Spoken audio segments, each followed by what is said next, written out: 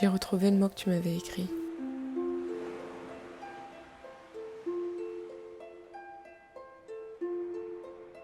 Dans un moment de solitude profonde, le sort me l'a remis entre les mains.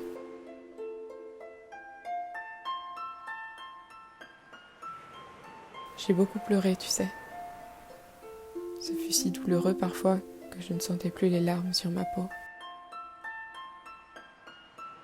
Une rivière s'écoulait dans un flot irrégulier, mais n'emportait rien avec elle, et elle laissait seulement un goût humide et moite.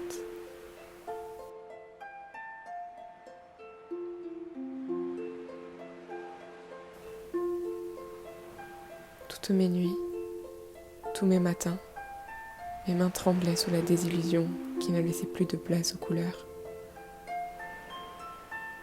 Le printemps est arrivé bien vite. Je n'ai pas vu le mois de mai passer. Je n'ai pas entendu les oiseaux. Je n'ai pas observé tendrement les perruches flotter au-dessus de ma tête. Je n'ai pas mis de fleurs à sécher.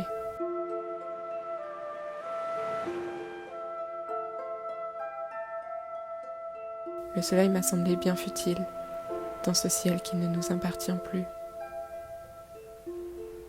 Pourquoi éclairer un monde que l'on ne souhaite pas voir ?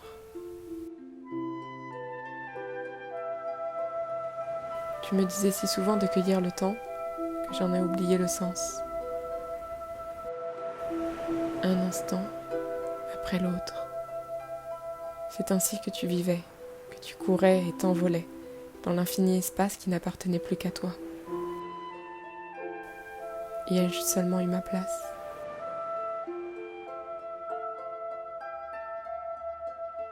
Maintenant, je pense avoir compris. En retrouvant ce mot, j'ai attrapé pour la première fois une part de toi-même, une pensée de ta pensée.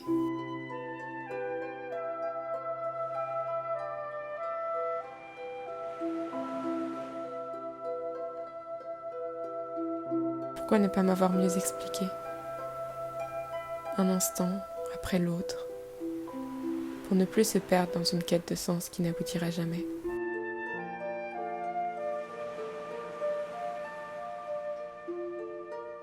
J'entends les cloches d'une église et je m'aperçois qu'elles n'ont plus le son de ta voix. Elles résonnent en elles-mêmes et pour elles-mêmes et laissent derrière leur chant un écho sourd qui fait trembler les fines feuilles.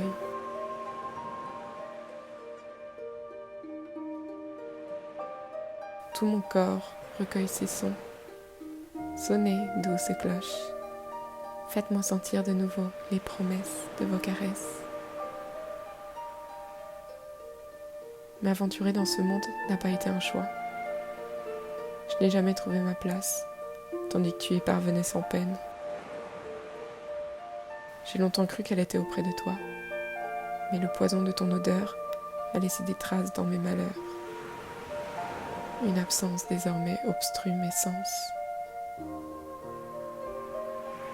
J'ai veillé à cacher le manque.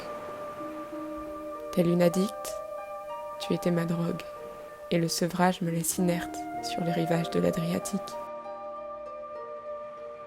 La douleur est honteuse. C'est peut-être la pire des choses, de souffrir mais de se taire.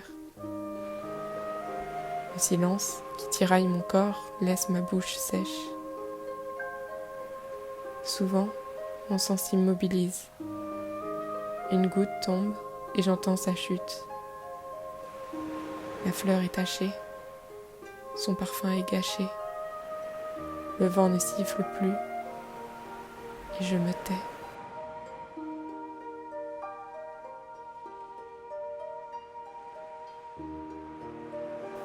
Je n'ai pas choisi de vivre, de marcher, courir, rire ou souffrir.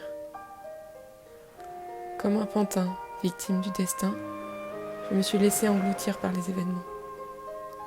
Je fus mon propre martyr, et je ne peux plus subir ce qui m'a généreusement été donné. Exister est douloureux, mais j'y vois un miracle. Je veux ressentir comme le poète inspiré de Rimbaud. Je vole le feu de l'aurore et le cache dans chacun de mes mots.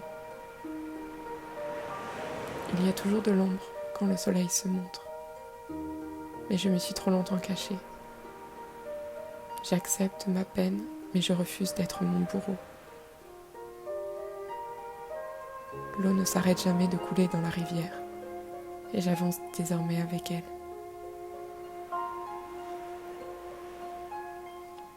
Chargée d'espérance, je décide de reprendre ma route, et je naviguerai sur la mer, acceptant ses vagues et ses tempêtes, admirant sa palette de bleu et son écume.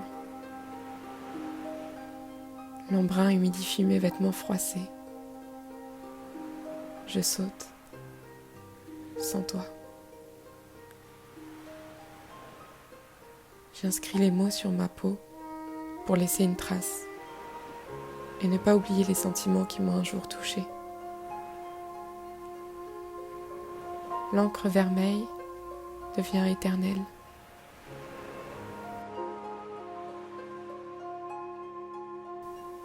Je crie.